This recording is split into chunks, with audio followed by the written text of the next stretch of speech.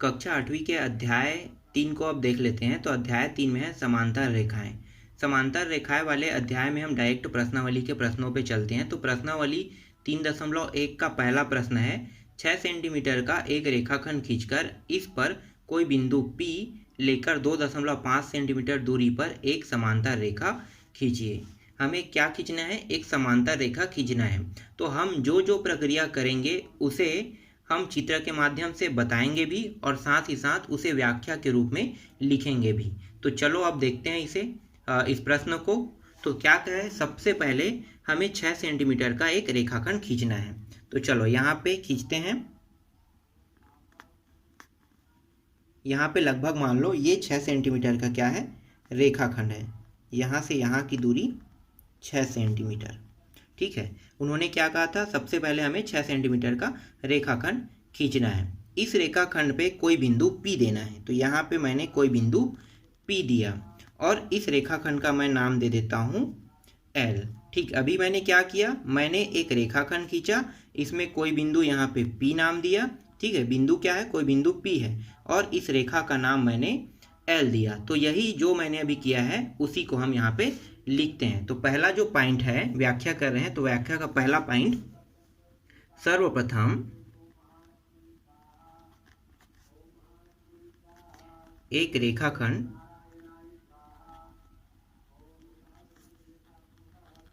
खींचा, इस रेखाखंड पर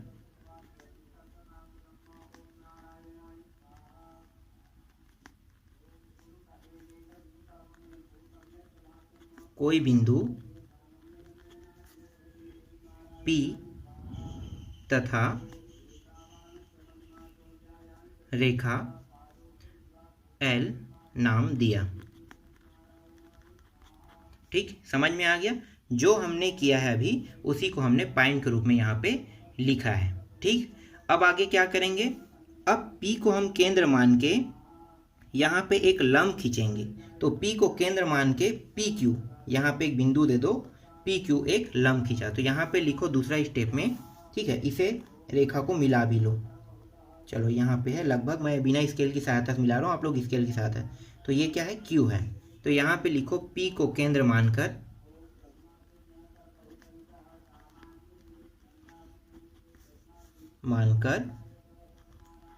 PQ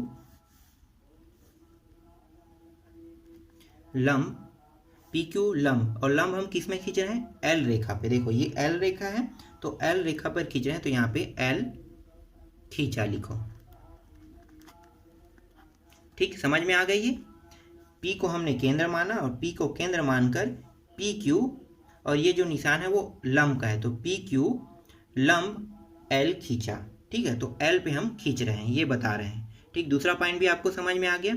अब क्या करेंगे, तीसरा, फिर से हम P को केंद्र मानेंगे। तो P को केंद्र मान के हम क्या करेंगे, 2.5 सेंटीमीटर का यहाँ पे चाप काटेंगे। तो यहाँ पे चाप काट रहे हैं, किसको केंद्र मान के, P को। P को केंद्र मानकर 2.5 सेंटीमीटर का चाप कहाँ पे काटा है, इसको कोई बिंदु नाम दे देते हैं। तो यहाँ पे जो कटा है ना, इसको R देते हैं। तो चाप R पर काटा। ठीक, ये भी समझ में आ गया आपको? ठीक है, आगे बढ़ें।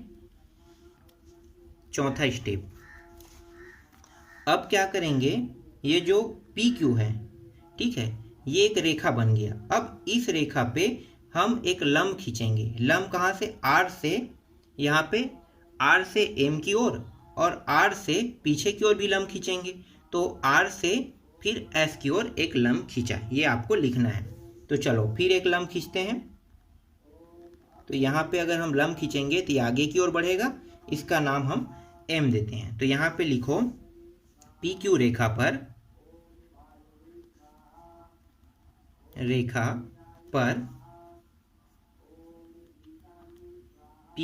पर RM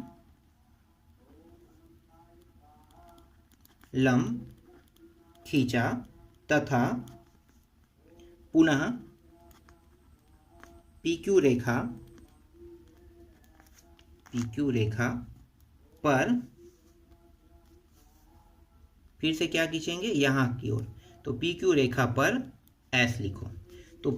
तो फिर लिखो यहाँ पे पुनः PQ रेखा पर RS लंब खींचा। ठीक, यहाँ तक समझ में आ गया। आगे बढ़ें और हमें ज्ञात क्या करना है, हमें दो समांतर रेखाएं ज्ञात करना है जिनके बीच की दूरी 2.5 सेंटीमीटर होना चाहिए। तो चलो अब यहाँ पे पांचवा पॉइंट लिखते हैं। यहाँ पे आप देख लो, और पांचवा पॉइंट में हमें क्या लिखना है, यहाँ पे देखो ये क्या है, ये एक रेखा है PQ रेखा। ठीक है, लिखो यहाँ पे PQ रेखा पर दो रेखाएं लंब हैं। ठीक है, कौन कौन सी रेखाएं लंब हैं, L और M रेखाएं। इसका मतलब ये है, इसका अर्थ लिखो, इसका अर्थ ये है,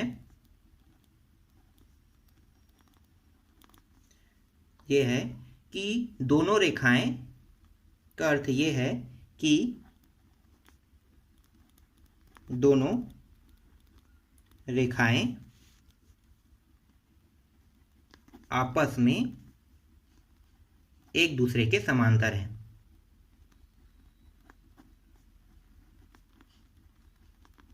समांतर है। और देखो हमें सिद्ध क्या करना था, समांतर ही सिद्ध करना था। तो दोनों रेखाएं आपस में एक दूसरे के समांतर है तथा दोनों रेखाओं पे हमने चाप कितना काटा था, 2.5 सेंटीमीटर का। तो मतलब इसकी दूरी क्या होगी, 2.5 सेंटीमीटर होगी। तथा दोनों समांतर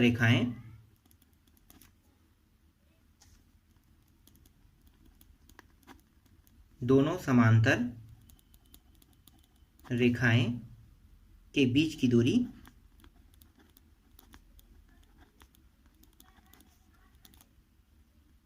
2.5 सेंटीमीटर है।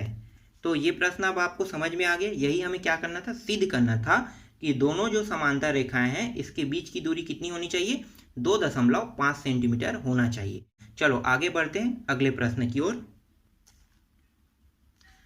दूसरा प्रश्न है, दी गई आकृति में L समांतर M, L समांतर N एवं T लंब N है। तो इसमें 3 प्रश्न है। पहला है, क्या M समांतर N है तो क्यों है, ये बताना है। दूसरा, क्या L समांतर N है तो क्यों है, इसको भी बताना है।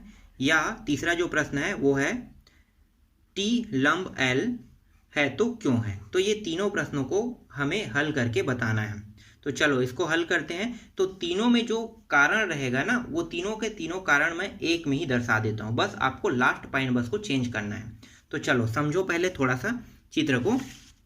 देखो ये क्या है, ये एक लंब है और ये क्या है, 3 रेखाएं हैं। अगर 3 रेखाओं को एक रेखा अगर सीधे सीधे काटती है, इसका मतलब क्या है कि तीनों रेखाओं का लंब क्या होगा, T होगा। अगर ये तीनों रेखाएं जो है लंब काट रही, तो ये तीनों रेखाएं क्या होगा, समांतर होगा एक दूसरे के। तो यहाँ पे 2 पॉइंट एक साथ सिद्ध हो गया, लंब भी सिद्ध हो गए सभी के सभी, और सभी के सभी समांतर भी सिद्ध हो गया। अब जब सभी के सभी मान समांतर सिद्ध हो गए, मतलब क्या है, यहाँ पे M के समांतर N होगा, M के समांतर L होगा, L के समांतर N होगा। मतलब तीनों समांतर है एक दूसरे के, और तीनों के लंब क्या होंगे, T होगा। तो मतलब जो पॉइंट हमें इन तीनों प्रश्नों में कहा है, मैं एक ही में यहाँ पे ऐड कर दिया। देखो समझ में आए।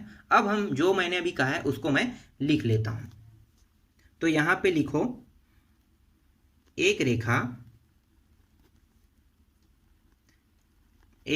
T है। इस T रेखा पर 3 रेखाएं लंबवत या लंब है। ठीक है, 3 रेखाएं क्या है, लंब है। लंबवत रेखा T से L पहला बनेगा, तो T से लंबवत बना लो L। दूसरा क्या बनेगा, T से M लंबवत बनेगा, और तीसरा जो है वो T से n लंबवत बनेगा, n है। ठीक है, तीनों रेखाओं को देखो मैंने लंबवत सिद्ध कर दिया। अब क्या करेंगे, जब तीनों रेखाएं लंबवत है इसका मतलब क्या है, सभी रेखाएं क्या करेगा, 90 अंश का कोण बनाएगा। तीनों रेखाएं लंबवत है अर्थात यहां पर परस्पर 90 अंश का कोण बन रहा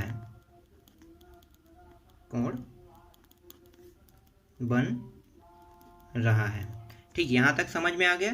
अगर तीनों रेखाएं क्या है, तीनों रेखाएं टी के अगर लंबवत है तो इसका मतलब ये है कि तीनों के तीनों 90 अंश का कोण बना रहा है। तथा फिर आगे लिखते हैं, तथा L समांतर L, M और N तीनों रेखाएं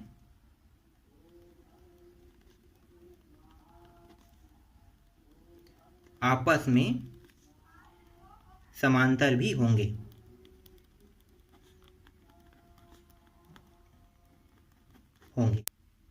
ये जो मैंने अभी लिखा है वो सभी के सभी तीनों प्रश्नों का आंसर है।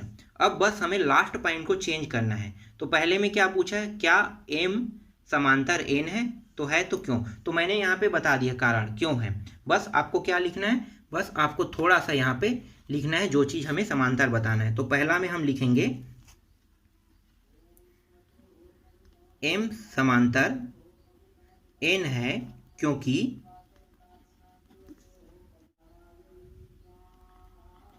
एक रेखा पर खींची गई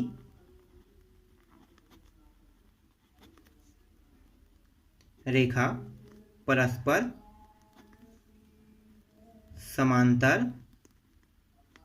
समांतर है। ठीक, समझ में आ गया, पहला का आंसर बन गया। सभी में हमें यही आंसर लिखना है, जो मैंने ऊपर में लिखा है वो सभी का रहेगा, बस जो पूछा जाएगा उसके लिए बस ये पॉइंट आपको उसके साथ ऐड करना है। दूसरा का भी आंसर पॉइंट वही पॉइंट दूसरा भी रहेगा, और सिर्फ आंसर आपको क्या लिखना है जो मैं अभी बता रहा हूँ वही। तो इसमें क्या लिखना है, L समांतर n, तो यहाँ पे लिखो L समांतर n है क्योंकि, फिर यही लिखो क्योंकि एक रेखा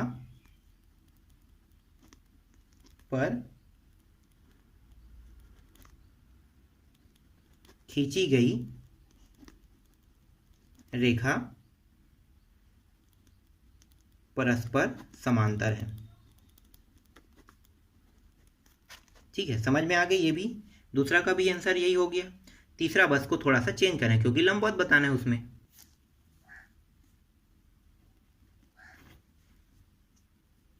L, M, N तीनों रेखाएं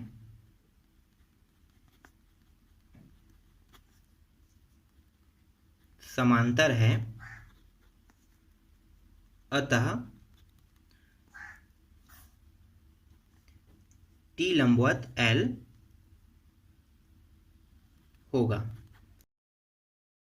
प्रश्न क्रमांक तीसरा है, दिए गए चित्र में A समांतर B समांतर C है तथा L व M दो तिर्यक रेखाएं हैं।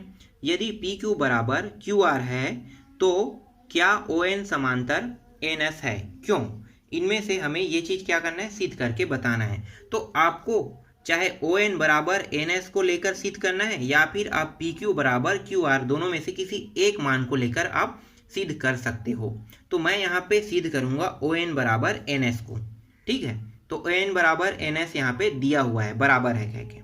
तो यहाँ पे अब आप आओ चित्र में, तो देखो ABC को दो तिर्यक रेखाएं प्रतिच्छेद कर रही हैं। तो जो मैंने अभी कहा है उसी को आप लिखो, ABC को दो तिर्यक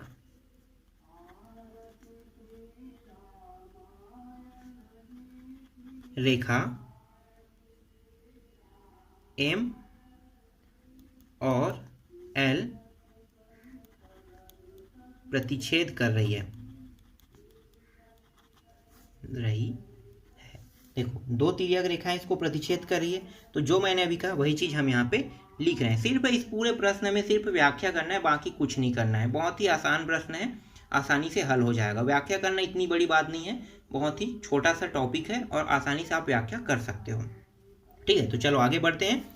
ए बी सी दो तिर्यक ए बी सी तीन समांतर रेखाएं हैं। इस तीन समांतर रेखाओं को दो तिर्यक रेखा एल और एम प्रतिच्छेद कर रही है। यहां तक हो गया। अब इसे प्रतिच्छेद कर रही है तो रेखा एल, ठीक है, हम एल को लेके हल करेंगे और सीध क्या करेंगे, एम रेखा को सीध करेंगे। तो रेखा एल में पी क्यू, ठीक है, रेखा एल में पी क्यू जितनी दूरी है उतनी ही दूरी क्यू आर की है। ठीक है, जितनी दूरी पी क्यू की है उतनी दूरी क्यू से आर की दूरी है। तथा एम रेखा पर ओ से ओ एन की जितनी दूरी होगी उतनी ही दूरी एन से एस की होगी। अर्थात ओ एन बराबर एन एस होगा। और यही हमें क्या करना था, सिद्ध करना है। तो सिद्ध हुआ लिखो आप। ठीक, समझ में आ गया ये भी पॉइंट। चौथा प्रश्न है, दी गई आकृति में ए बी समांतर डी सी, ई एफ समांतर ए बी और ई रेखाखंड ए डी का मध्य बिंदु है। तब पहला प्रश्न हमें सिद्ध करना है, क्या ए बी समांतर है ई एफ समांतर है डी सी है, तो है क्यों। पहला है, पहले को हल कर लेते हैं। तो चलो यहाँ पे आप पहले चित्र को देखो। चित्र में ए बी ई एफ और डी सी दिया हुआ है यहाँ पे। ठीक है, ये जो एक आपको ये चतुर्भुज दिखाई दे रहा है। ठीक है, देखो दो चतुर्भुज बन रहा है, इसको एक चतुर्भुज मानो, दूसरा को इसको दूसरा चतुर्भुज। अगर मैं पूरा मानता हूँ तो उसको ये पूरा एक चतुर्भुज बन रहा है। तो ये एक चतुर्भुज है। तो यहाँ पे तीन रेखाएं, एक रेखा, दूसरी रेखा, तीसरी रेखा। इन तीनों रेखाओं को ए और डी रेखा द्वारा लंब काटा जा रहा है। ठीक है, यही इंपॉर्टेंट है कि लंब काट रहा है। तो अगर कोई रेखा किसी को लंब काट रहा है, इसका मतलब क्या है कि वो तीनों रेखाएं क्या होंगे, समांतर होंगे। कौन तीनों रेखाएं, ये रेखा और ये रेखा, तीनों के तीनों समांतर है। ये अब सिद्ध हो रहा है। तो जो मैंने अभी कहा है उसी पॉइंट को अब यहाँ पे लिख लेते हैं। तो यहाँ पे लिखो ए बी ई एफ व डी सी तीनों रेखाओं पर ए डी लंब है। और लंब होने का अर्थ है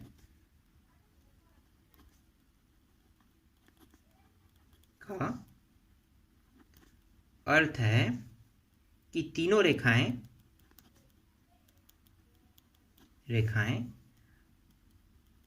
आपस में समांतर होंगे।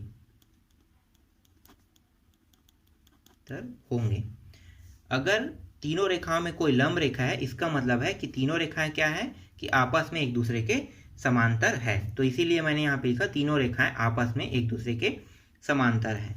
अतः इससे सिद्ध होता है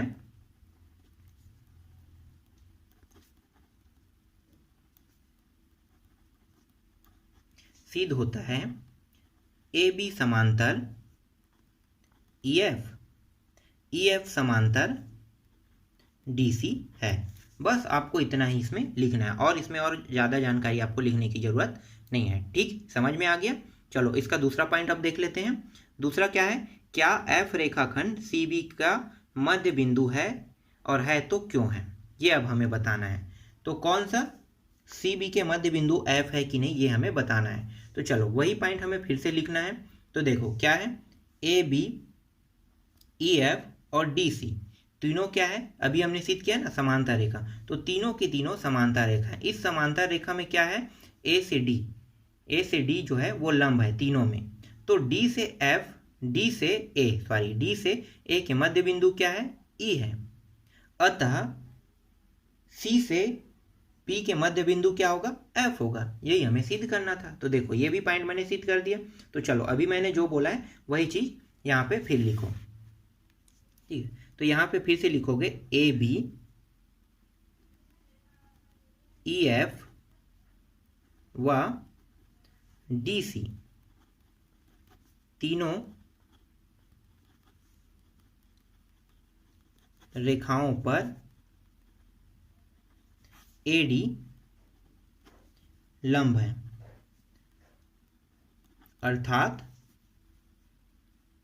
अर्थात तीनों रेखाएं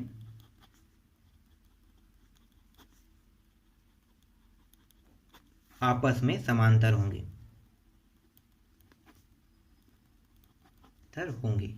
तीनों रेखाएं आपस में समांतर होंगे। अब यहां पे फिर से चित्र देखो, DC और AB के मध्य बिंदु क्या है? E और F है। तो लिखो AB और DC के मध्य बिंदु या मध्य रेखा, ठीक है, मध्य बिंदु या मध्य रेखा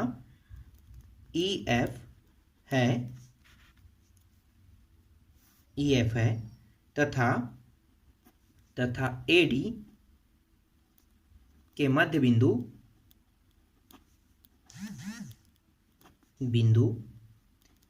E होगा। अर्थात BC के मध्य बिंदु F होगा। यही हमें क्या करना था? सिद्ध करना था। तो यही क्या हो गया? सिद्ध हुआ। तो यहाँ पे लिख सकते हो सिद्ध हुआ। ठीक, समझ में आ गया? इस तरह से 4 प्रश्न कंप्लीट हो गया। बाकी जो बचा प्रश्न है उसको हम लोग नेक्स्ट वीडियो में कंप्लीट करेंगे।